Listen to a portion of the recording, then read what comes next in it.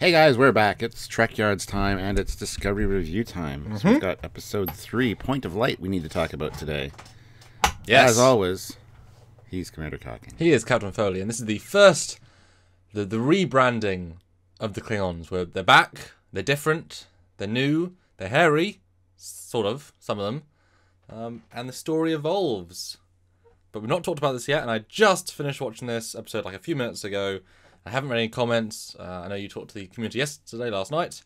But let's review it briefly, and then you can join our full scene-by-scene deconstruction tonight at 10 GMT and 5 Eastern Standard Time with the Trekyards team and the wonderful audience. So, Stuart, what do you think of episode 3 then of Discovery Season 2? It's back to form for season 1, in my opinion. I was coming off a high note last week with the episode 2 and expecting a little too much, I think.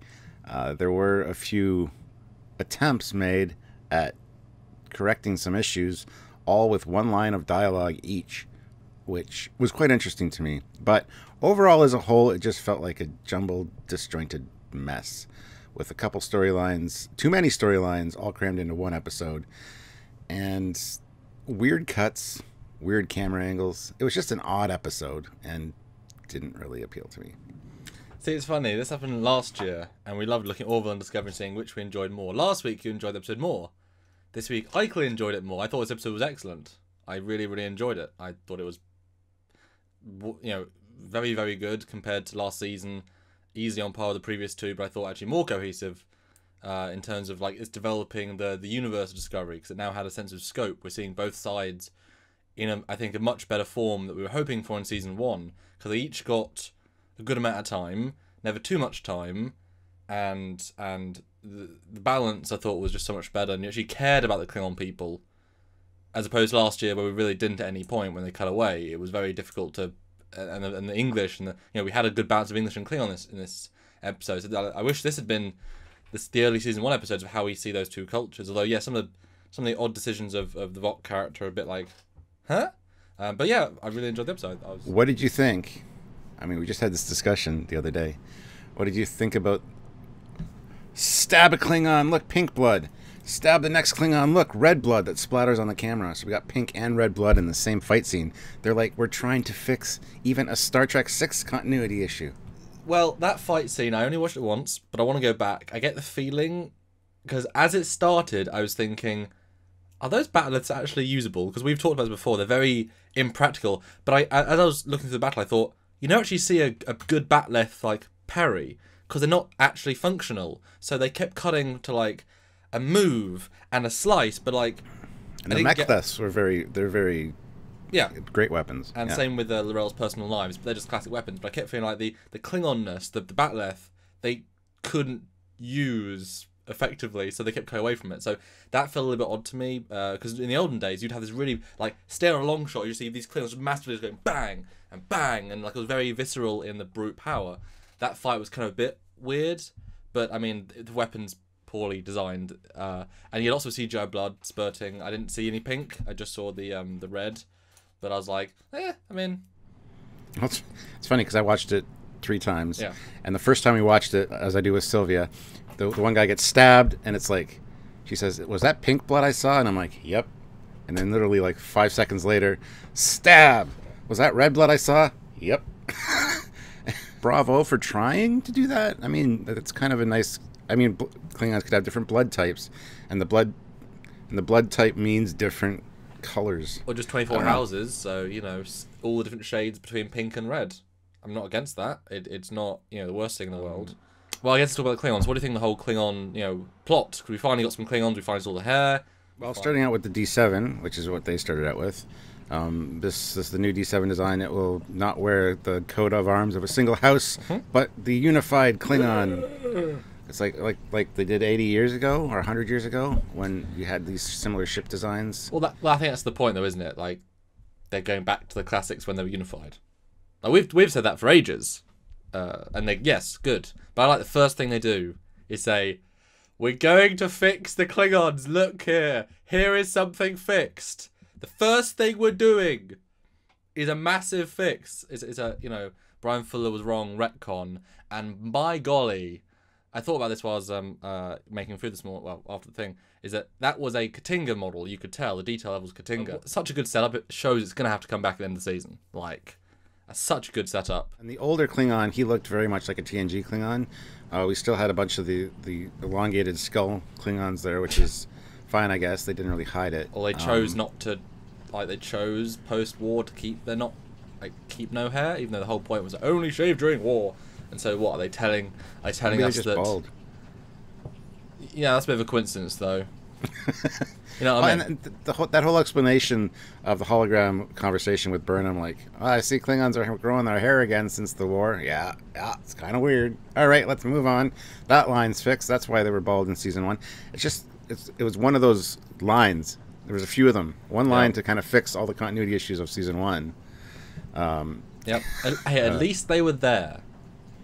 Yeah, I agree. And I thought the Klingon hair looked a bit daft, but at least it's there. Like, the faces are so stupid looking in comparison to normal Klingons, and so full on that the hair on top of it looks like a monster with hair, as opposed to a Klingon ... you know? But Lorel looks better, hands down. Lorel looks a little bit better. She doesn't look as good as I expected her to. She looks like she's got marshmallows shoved in her cheeks. The way she talks, just like it's like, wow. But that's just the Klingon style now. But that's the thing. All this is an improvement on season 1. It's not necessarily good Klingons, but it's better than season 1. There was an interesting kind of faux pas mistake, I think, when Tyler was talking to Lorel, and he says, "Why do you speak to me in English?" Yeah. I don't think English should have been used. I mean, even in the last episode, Pike says the people on this planet are speaking Federation Standard. That's what it's called. It's not called English because it's supposed to be like an evolved form of our language with some... But anyway, that I thought was an odd choice for him to say English specifically, but meh. I don't know. It's one of those things you really have to like deep dive on the script to try and pick out every possible continuity thing, and different writers might not care or know as much. So I mean, they obviously had a checklist of things they were told to put in, like these fixes. They were just like, right, script writer, whoever you are, you've got to put in these 12 things somewhere. Try and make them not too awful, and then write the rest of the script, which is, at least they're trying. Yeah. Yeah. Now, what did you think about little baby albino? Didn't see it coming. I was really surprised by the entire Tyler Vok. Like, I know he's conflicted, but to go from "I support you fully" to "I'm repulsed" to "Burnham, hi" to "I'm fully with you" to "Yeah, I'll leave you now." It's like they put him in a spot at the end of season 1, didn't know what we're going to do with him, had one episode of him being there, and then said, "Yeah, we don't want him here anymore. We're going to make him Section 31 somewhere else." And I was like, you needed like 4 episodes of him being the Klingon dude to set up him moving. Him like, it felt very unearned, and his wishy-wash is like they just didn't know. They were writing as they went along, and you could really feel that. Again, it was kind of earned in 1 or 2 lines of dialogue. Like, if you're, I support you fully, if, your uncle can at least acknowledge me. And she's like, well, they have great faith in you, just whatever, right? So they're trying to make him seem like he didn't fit in. When they look at me, they see human. That was a perfect opportunity for them to jump in and say something about the augmented Klingons. Yeah. But they didn't, and I was disappointed because the augmented Klingons exist at this point. They have for nearly 100 years. There's millions and millions of them. Yeah, they should have said a line of dialogue like, "I get disrespected," like the failed augments. Yeah. Something like that, instead of when they see me, they see a human. Well, and it's sad because we got the reference of the monk temple that Worf went to. I think it's the same temple. So we got a Prime reference, so why can't we get an augment reference? It's like they were smart enough to do some of it. Why didn't they do, I mean, that would have been a lovely throwaway, or to see Smoothheads now it wouldn't just be in the chamber, but it would have been fun to see them, walking around for sure. I mean, that's the thing. I think they had more swing and hits in this episode than misses, whereas season 1 it was mostly misses with the Klingons. So I appreciate their improvements. But like I said, the Tyler thing was a bit weird. Like they didn't know where they were going with him, and they've kind of abandoned that. And they will probably obviously double back to it, but they had new plans for him that didn't flow well. At least they gave him lots of scenes, but he kept swapping. And even him being a dichotomy of 2 people, he didn't fit with that. So that didn't quite work for me. But I liked him in the rail. I liked him on Kronos. I liked seeing Kronos. Just the journey part wasn't as good as it could have been. Yeah, I would agree, and I do agree with you too that they should have had him for at least a couple more episodes on Kronos. But well, speaking of the end, to make L'Rell, you know, be the one, I was very, I don't know why it didn't sit well with me. I'm now mother. What do you think? Yeah, I thought when she was leading up to that line, I'm not going to be your chancellor. I thought she was going to say, I'm going to be your empress or emperor. Or queen. Yeah, something like that. Something but then powerful. Mother was an odd choice because it's like, you know, I will only birth once, and this baby's now dead. So now you all are my children. It's an attempt to unify the Klingon people, and it's just an odd choice for mother. I agree. It's one of those things where, by them saying mother, it defines her by her femaleness. I'm a woman, therefore I can be your mother. Whereas Empress, it would just be, I'm your powerful woman. I get what they're going for, but it didn't quite work for me. Although I like our theory last time that because she becomes so like power hungry and megalomaniacal that we know in TNG they don't have women chancellors, not allowed in the High Council. So because she does so much to change and does some really bad decisions, that they don't allow women, because she's the first woman for a while, for she ruins that for people. So I kind of like if they're pushing her, like, because I mean she's had a really bad day. I mean she lost her uncle, lost her boyfriend, sort of man that maybe just liked her again. I lost her child that she just met. I mean, bad day. So I can see her getting more unhinged, I guess. Not where I wanted L'Rell to go, but certainly interesting, I guess. Put it this way, it was Klingon politics that was interesting, not racist, one-dimensional, suicide bombing, unhonorable people. So the Georgiou character, I think they've obviously said, oops, we want her to be a main character, we're just going to shift her personality like 45% this way, because she wasn't played the same. I mean, I understand things have changed, things have moved on. We don't know exactly how long it's been at this point, but she was tonally rather different, I felt, to season 1. And yes, she's come from a different place, but I didn't buy it was the same exact woman. And if they want to make a show with her, you can't have her be a genocidal Hitler. You can't. It won't work. So they're obviously having to swap her, but it was a bit, I thought, characterically inconsistent, and her tone was just a bit like, I don't know how to play this. Like, she's obviously a bit of a B-word, but also following people's orders / giving orders / not. I don't know. Tonally, she was weird. Although I like that we had the original agent from the deleted scene back as her superior officer. That was nice, like a simple tie-in. Like, he's a handler, and that's their assignment. So that all linked in. Well, what do you think about Georgiou as a whole, then? I'm looking forward to seeing more of her. I think it's a stupid idea to bring her into Section 31. She's going to have access to equipment and tech and knowledge that eventually she's going to turn on them because look what Khan did. Yeah, she's power hungry. She's been in that position. Yep. Why would you give her access to this information? I'm sure they're keeping an eye on her, but she's smart enough to turn that around on them as well. So that's going to be a plot point in the future for sure. If she could take over the universe with, post-defined level technology, who's to say she can't take over their universe with Section 31 advanced technology? Which clearly they have. Which they had. And obviously, speaking of that ship, we'll talk about the ship in more detail, but thoughts on the new Section 31 dedicated ship, because we've never seen a dedicated one before. I loved it. I thought it was really cool. It has kind of a Vulcan warp sled vibe to it. That's one of the things I noticed when it first came in. I thought, oh, look, a really cool Vulcan warp sled. And then the wings fold. And it's like, yeah, that's cool. So I'm looking forward to talking about that specifically. It looks a lot different than I anticipated from what we had seen. But in a good way, I think. Oh, yeah, absolutely. Okay. So what do you think of the whole Spock thing? Sort of mostly through our review here, but obviously the other plot, the Burnham plot, although I was more interested in the Klingon stuff overall, I think, because it was interesting political stuff. What do you think of then the Burnham and Spock and human stuff?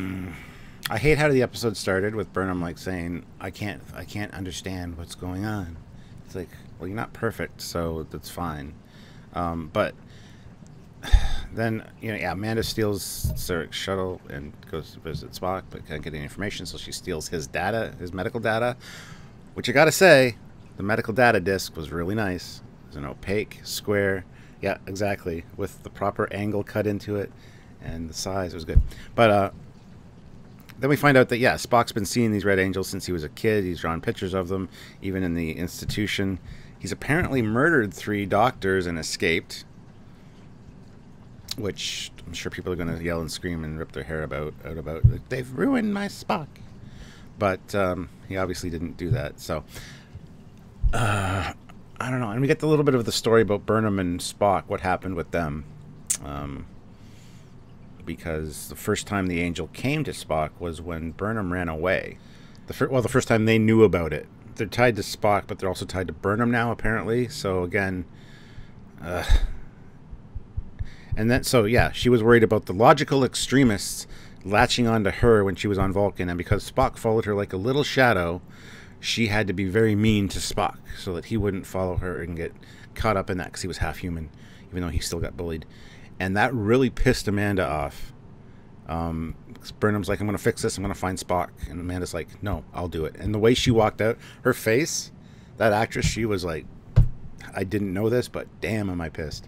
And she felt bad, obviously, because she had to spend all of her emotional investment in Burnham and not Spock, because of, there was that whole speech, too, about how she couldn't do that with Spock. She had to dial that back, and she feels guilty about that. So this was an episode that, and again, I don't see how the producers burnt their entire budget for the season, these 3 episodes, because they're not that elaborate. This episode is such a bottle show in a wonderful way, apart from the set construction cost, but that would be spread out. I mean, this was a really, like it was more interesting to have those dialogue pieces in a random science room than to have through an asteroid field chase.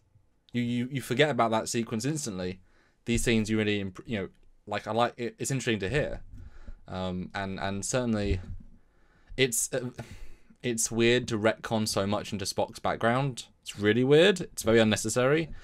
But it's nice that I never for once thought they were intimate, relationshipy, and people, all YouTubers that wanted some more dramatic press that, oh my god, they're ruining Star Trek because they made them go out when they were young. It's like, no, it's not. That's never going to be the thing. But she did something really bad to him to make him So I'm glad I was right on that. And obviously to finish off the Tilly storyline, which was a lot of Tilly. Again, a lot of Tilly. Well, first thing that really threw me off was the fact that she could have like a 2-minute conversation in an intersection of the ship and still end up beating everybody for the marathon. Unless that all happened in her mind and she didn't actually stop running. That's the only kind of credit I'll give them, but I don't think that's the case at all. That really threw me, and I was like, that's totally unbelievable. Sorry, guys. That's just... But anyway, so yeah, this I have it written down. This parasite, basically, fungal temporal parasite, attaches itself to her. Yep. And I guess it's drawing on her memories, but not really, because she doesn't remember the adult version of this girl.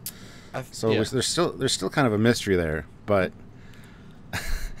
I love how Stamets is like, this might hurt a bit, and then right away with the Ghostbuster thingy, pulls it out and like. But I appreciated how quick the mystery element was being evolved. Like that's obviously not the core of the show. It's not the core of the season. That's not the core of even this half of the season. So we got to go through it quite quickly. The slow breakdowns of I actually quite liked Burnham's breakdown of how she knew it wasn't real. Like that was a natural bit of dialogue for her to have. It was easy induction or deduction. And then at the end, it's interesting. The White Captain. I didn't think it was Stamets. I thought it was someone else, like another thing. I thought as soon as she started describing the shorter, blonder, paler captain, I'm like, it's Stamets. She needs to see Stamets because she's. Me and Sylvie both thought the exact same thing. So I don't know their relative heights, so I was thinking, is it some new person because it's temporal? But yeah, it made sense. Stamets. It would have been cool if they asked, why. Once the woman was trying to like talk to her in the engineering bay, like, well, why is Stamets? Get some information out of it before gets out. But yeah, it's interesting. Yeah, there's not enough Pike in this episode for sure, and yeah, but I still think the balance is better than season 1. With like, because the entire bridge crew got time, a little bit of time, but at the start, a lot of time. Tilly got a bit too much time, but it's about her as well. Burnham got relatively small because Amanda got most of that time. To be fair, it was about Spock, so she didn't get raw time. And Klingons, I thought, got a great amount of time. It was a pretty well balanced. Yes, it was a bit one story to the next. But it was like Tilly didn't need to be in there as much. That's just me. But I thought balance-wise, I thought it was much better than season 1. Yeah. That being said, Tilly, there was some great acting there. That conversation with Burnham was really well done. Somebody that's really on the edge of schizophrenia, not sure what's real. So that was really, really well done. So yeah, she was able to put a lot of emotion into very small moments. Because in the other episodes, a lot of it's just, not like physical acting, but it's very like, I'm doing this, this, and this. But in this episode, it was like, stop. Let's deal with it. So I thought that was nice. So yeah, I guess closing thoughts, Stuart, before we do our more videos about it, and then our full breakdown tonight, which you can watch at 10 England time and 5 Eastern Standard Time. Please do, because a lot to talk about, I'm sure. Lots of visual elements. I'm sure we're going to talk about D7 at nauseum, which I'm excited about. Your closing thoughts, Stuart? Like I said, I was kind of disappointed after the kind of high that I was on from last episode, because it felt very Star Trek last episode. This one was too unfocused, in my opinion. There's just too much spread out into one episode, and some really weird cinematography and just cuts, and just, I don't know. I found it not enjoyable to watch. But some good elements in there, and some attempts to fix some errors from season 1. So bravo for that. Overall, not the worst episode ever, but it's kind of middle of the road as far as Discovery episodes go for me. So that's where I stand. Out of 10? I'm going to give it a, let's say, 6.5. Okay, fair enough. I think I enjoyed this more than last week. Something about last week's didn't quite connect with me. Something about the story and the characterization. This episode worked with me a lot better. I was enjoying it a lot more. I thought the art design for the Klingons was great. The balance was great. The fact that we got a bigger sense of universe. It was a broader story. It wasn't as focused, but it was about the Discovery universe moving forward with a lot of nice little touches. And it's nice to see Klingons done a lot better. I got a sense of honor from them in different reasons, and like I said, trying to fix season 1. No, I really enjoyed it. I enjoyed it much more than, and I thought the cinematography was great. I enjoyed a lot of the weird shots. I loved cutting to a side angle of a door and then rotating. It's a weird choice, but it's okay. It's interesting camera style for sure. Yeah, some good choices for camera style, but too many in one episode. That's true. There was a few, but I think I like it so much because the Klingon stuff was so well shot. Like they did. It was much better than like the sarcophagus ship, and that stuff never felt Klingon. All of it felt not like fully Klingon, but it's more sort of hybrid-y Klingon. But I thought, at least the Klingon stuff felt Klingon, and for the most part, and no, I really enjoyed it. I was going to give it like a solid 8.5. I think I don't know where I stand on these 3, because they all have very different focuses. Episode 1 is fully story and character build. Episode 2 is fully single story piece and old Trek concept, but not a lot of like payoff. Episode 3 is all about the multiple storyline development of all the arcs and reintroducing a culture. So they're all very different in how they approach things, and so it's hard to like vote them because you enjoy it differently. But definitely better than all of season 1. I think maybe Mud's still better, but I thought I was more pulled along by the mysteries and the intrigue, and the Tar stuff was a bit weird. But this will be a good episode when you watch in retrospect, like when you see the D7 appearing at the end of the season, and you see, there'll be a lot of payoff space in this episode. So yeah, I really enjoyed it. So there we go. Alternate from last week, which is, we're not of one mind, Stuart. That's always important to say. Like I say, 8.5 for me. So there you go. Cool. Well, guys, what did you think of this episode? Put in the comments down below. As always, like, subscribe, get notified, share, check out all the links, and do all the cool stuff. And And Patreon, the monthly donation service that lets us do things like this for people like you. Because we could say the whole world, but really you're watching it just for us, aren't you? Hi there. If you're still watching and watching our outros, that's when you're really a fan. Yeah, it's true. I mean, they're always different. If you're a super cut of all the awful, awful outros. Or one-time donation at trekyards.com. Click that donate button and give a little bit. That goes towards the funding of the show and cool new things we can invest back in the show. Or join our Super Chats lives, which we do on YouTube every single week, several times in fact. In terms of Discovery, we have them on the same night their Discovery episode is released with Stuart, and then the next day with me and Stuart. and then later in the week for other things. So tune in for that and enjoy the wonderful, wonderful Trekyards community that you are. So Stuart, we're going to go film some more episodes. So until then, we're going to be wearing the same clothes and feel the same because it's the same time, just released on a different day. I'm Commander Cockins. And I'm Captain Foley. See you next time. Bye, guys.